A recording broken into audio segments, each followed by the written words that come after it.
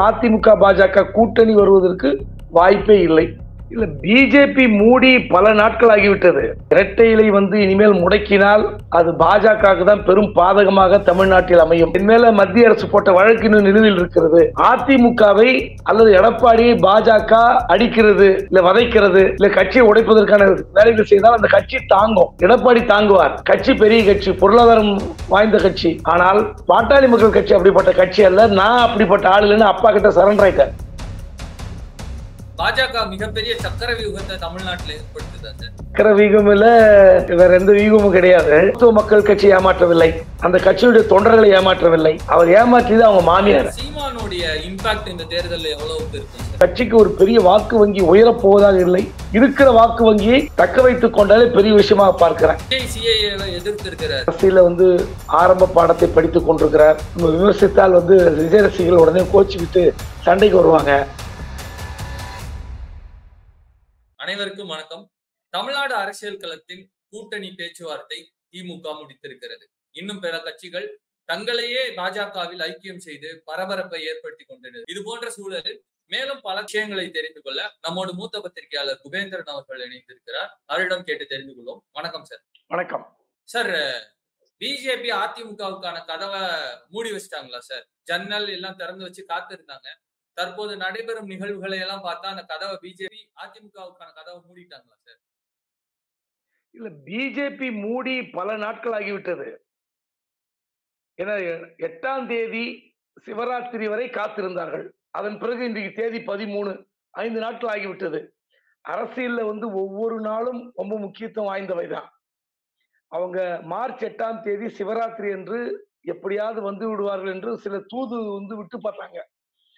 எந்த தூதுக்கும் எடப்பாடி அடிபணியவில்லை. அவர் இந்த விஷயத்தில் ஒரு ஸ்திரத்தன்மையோடு நின்று விட்டார். அதனால இனிமேல் அதிமுக பாஜக கூட்டணி வருவதற்கு வாய்ப்பே இல்லை. சார், டிடிவி தினகரன், ஓ பன்னீர்செல்வம் இவங்க எல்லாம் இப்ப பாஜக கூட்டணியில இணைஞ்சிருக்காங்க. இந்த இணைப்புக்காக அவங்க வைத்த கோரிக்கையா இரட்டை இலையை முடக்குங்க, நாங்க உங்க கூட்டணி வந்துடுறோம்னு சொன்னதா ஒரு செய்தி இருக்கு. அது உண்மையா சார்? இரட்டை இலை இனிமேல் முடக்கினால் அது பாஜகவுக்கு தான் பெரும் பாதகமாக தமிழ்நாட்டில் அமையும். ஏனென்றால் எல்லாருக்கும் தெரியும், ஓபிஎஸ் வைத்துக் கொண்டு இந்த கட்சியை எப்படியாவது முடக்கிவிட வேண்டும், அல்லது அந்த கட்சியிலிருந்து நிர்வாகிகளை, தொண்டர்களை கைப்பற்றிவிட வேண்டும். இதுதான் பாஜகவுடைய அஜெண்டா. அது கடந்த 4.5 ஆண்டு காலம் கழித்து ஒரு 2021 சட்டமன்ற தேர்தல் தொடங்கி இன்று வரை பல முறை முயற்சித்து விட்டார்கள். எதுவும் நடக்கல. வங்கி கணக்கு முடக்க பார்த்தாங்க, சின்னத்தை முடக்க பார்த்தாங்க, அலுவலகத்தை முடக்க பார்த்தாங்க, எதுவும் நடக்கல. இனிமேல் பாஜக ஓபிஎஸ்ஐ வைத்துக் கொண்டு இந்த மாதிரி வேலையை செய்தால் நிச்சயமாக அதிமுக தொண்டர்கள் நிச்சயமா ஏற்றுக்கொள்ள மாட்டார்கள். அந்த பலனை இப்போ சாஃப்டா ஒரு இருக்காங்க, நியூட்ரலா இருக்காங்க. எதுக்காக பண்றாங்க இந்த விஷயத்துன்னு ஈஸியா புரிஞ்சுப்பாங்க. இப்ப ED raid, CBI raid, IT raid எது வந்தாலும் மக்களுக்கு என்ன நினைக்கிறாங்கன்னா, இவங்க எதுக்கு வராங்கன்னு தெரியும்பா, அந்த அளவுக்கு பேசியாச்சு. காரணம், மத்திய அரசு பாஜக எந்தெந்த மாநிலத்தில் எப்படி நடத்துகிறது, அவங்க ஆளுகிற மாநிலத்தில் இடி, ஐடி, சிபிஐ ரைட் நடக்குதா, நடக்கல. பாஜக அல்லாத மாநிலங்கள் நடக்குது. சோ அந்த மாதிரிதான் இப்ப அதிமுகவை நீங்க எந்த வகையில் சித்திரவதை செய்தாலும் அது பாஜகவுக்கு தான் பாதகமாக முடியும். சார், பாமக அதிமுகவோடு இணையணும் அப்படின்னு ஒரு சிலர் பாமகல விருப்பப்படுறாங்க. அதே இது பாமக பாஜகவோடு இணையணும் அப்படின்னு பாமகவோட தலைவர் அன்புமணி ராமதாஸ் அவங்க விருப்பப்படுறதா சொல்லப்படுது. இந்த விஷயத்துல பாமக பாஜக பக்கம் போவதற்கான வாய்ப்புகள் பிரகாசமா தெரியுது இன்னைக்கு காலையில இருந்து. நீங்க எப்படி சார் பாக்குறீங்க? அதிமுக பாமக கூட்டணி ஒரு ரகசியமாக பேச்சுவார்த்தை நடத்தி கொண்டிருந்தது.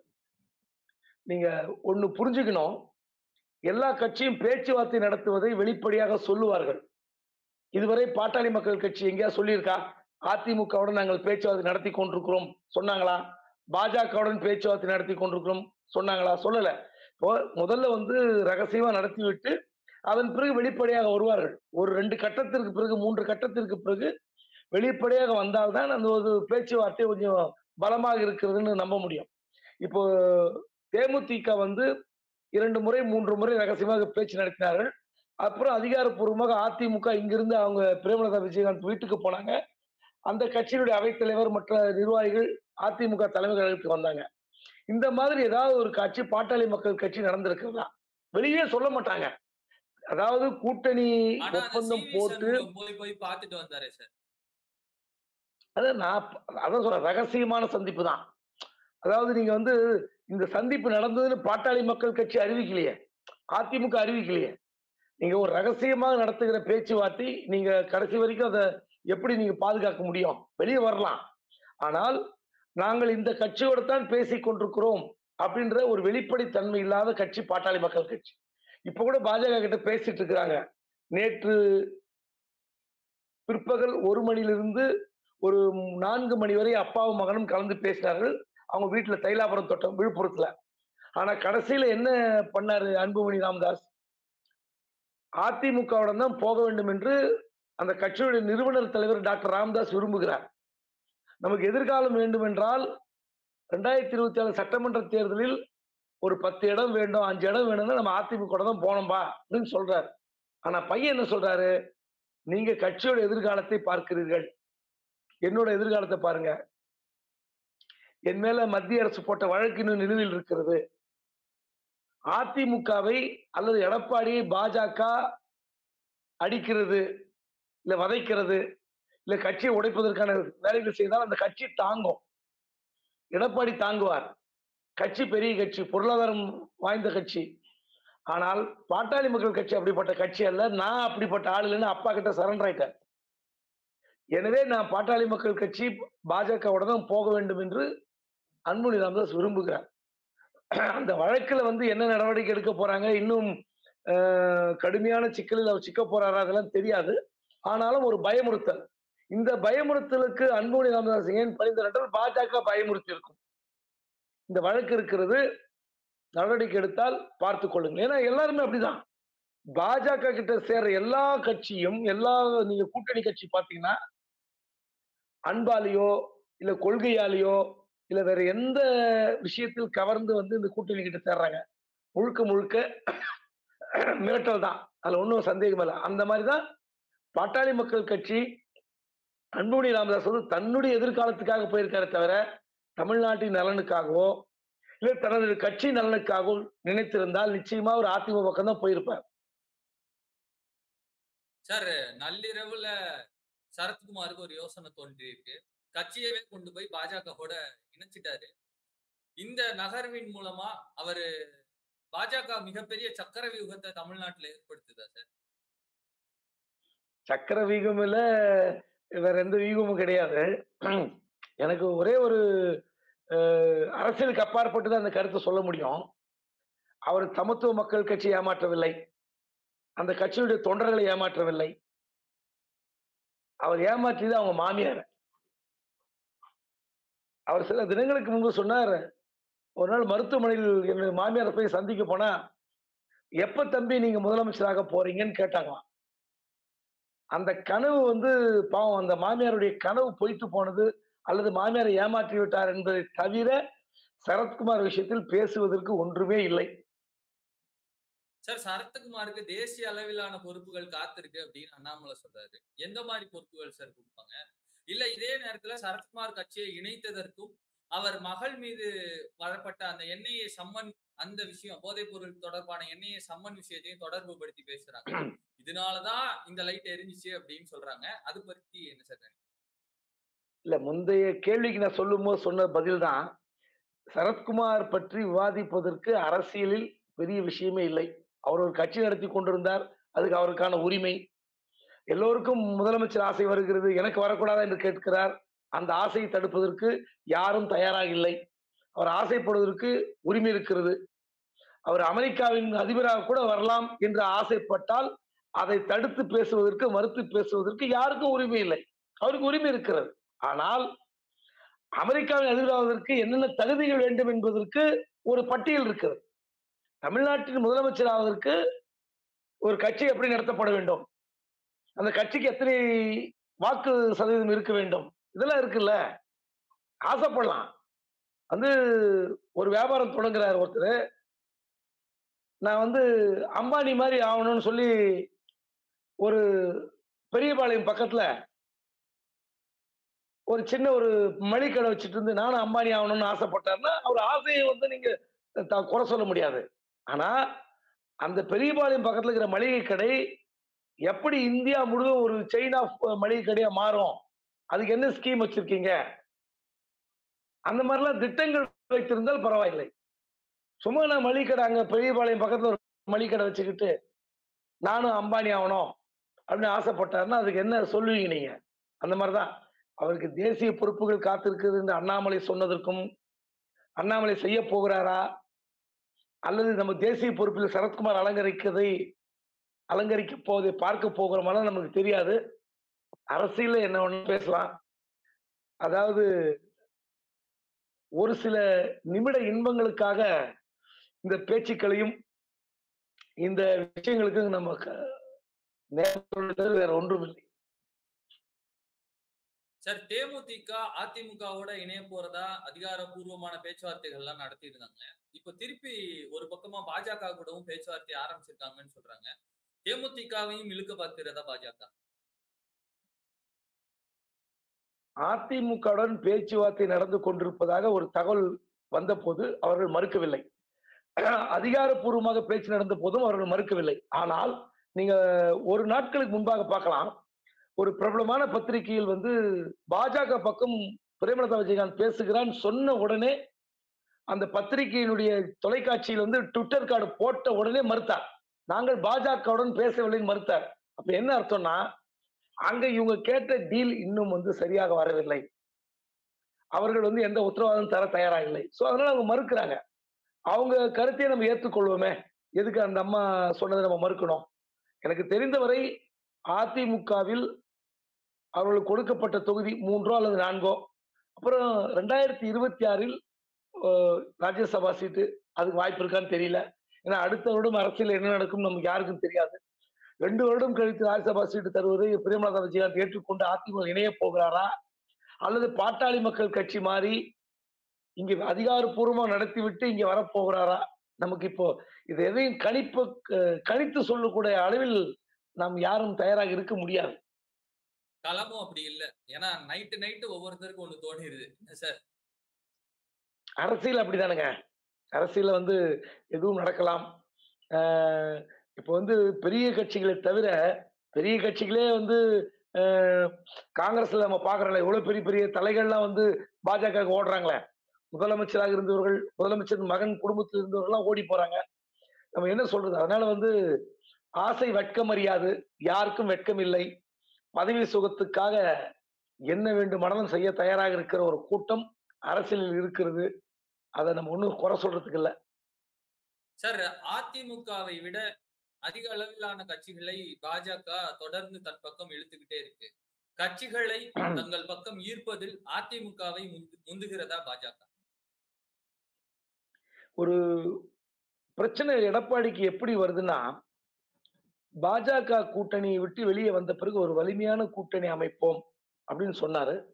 அது உண்மையிலே அவர் வந்து திமுக கூட்டணியில் இருக்கிற இன்டாக்டா இருக்கிற சில கட்சியை இழுத்து விடுவார்கள்.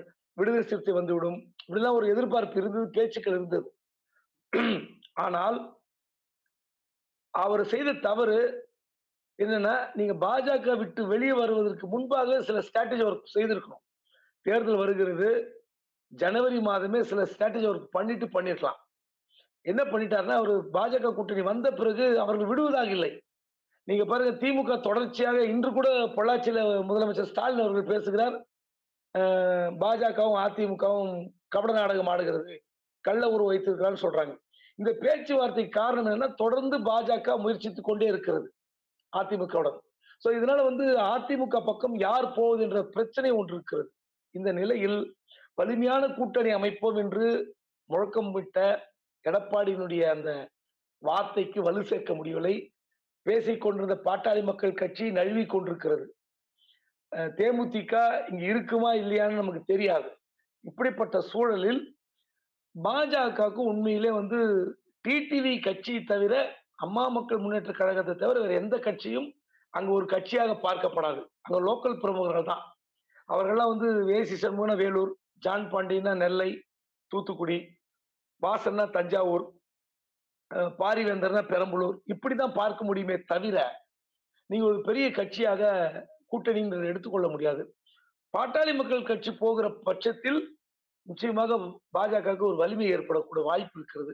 அந்த வகையில் அந்த கட்சியை தவறவிட்டதற்கு எடப்பாடி ஒரு கடுமையாக வருத்தம் அடைவார். காரணம் ஒரு கடந்த பெரிய விலைய குடுக்க 2020 வேண்டியிருக்கும். என்ன சார்? விலை மட்டும் இல்ல. 2021 சட்டமன்ற தேர்தலுக்கு அறிவிப்பதற்கு சில மணி நேரங்களுக்கு முன்பாக பாட்டாளி மக்கள் கட்சி கோரிக்கை ஏற்று வன்னியர்களுக்கு உள் இடஒதுக்கீடு 10.5% இடஒதுக்கீடு கொடுத்தார். அந்த நன்றி கடனுக்காக பாட்டாளி மக்கள் கட்சி அதிமுகவுக்குத்தான் வரும் என்று ஒருவேளை அவர் நம்பியிருந்தால், அந்த நம்பிக்கை பொய்த்து போகிற அளவுக்கு பாட்டாளி மக்கள் கட்சி பாஜக பக்கம் போய்விட்டால், நிச்சயமாக பெருத்த ஏமாற்றத்திற்கு ஆளாகிறவர் எடப்பாடி தான். சார் இப்ப நீங்களே குறிப்பிட்ட மாரி, பாஜகவில் கூட்டணியில் இருப்பவர்களுக்கு ஒவ்வொரு தொகுதியில இன்ஃப்ளூயன்ஸ் இருக்கு. அவங்க அவங்களோட தாக்கத்த ஏற்படுத்துவாங்க. தென் மாநிலங்கள்ல ஒரு தாக்கத்தை ஏற்படுத்தக்கூடிய டிடிவி தினகரன் கூட்டணியில இருக்கிறாரு. ஓபிஎஸ் இருக்கிறாரு. பாமகவும் சேரும் பட்சத்துல அதிமுகவுக்கான சாலிட் ஓட் பேங்க் அது இருக்கதான் போகுது. இந்த பக்கம் பாஜக இப்படி ஒரு அணியை கட்டமைச்சிருக்காங்க அப்படின்னா, ஆளும் கட்சியாக இருக்கக்கூடிய திமுகவுக்கு அந்த 39யும் கிளீன் ஸ்வீப் செய்யக்கூடிய வாய்ப்பு இருக்குமா? அது எவ்வளவு கடினமா இருக்கும் இந்த முறை?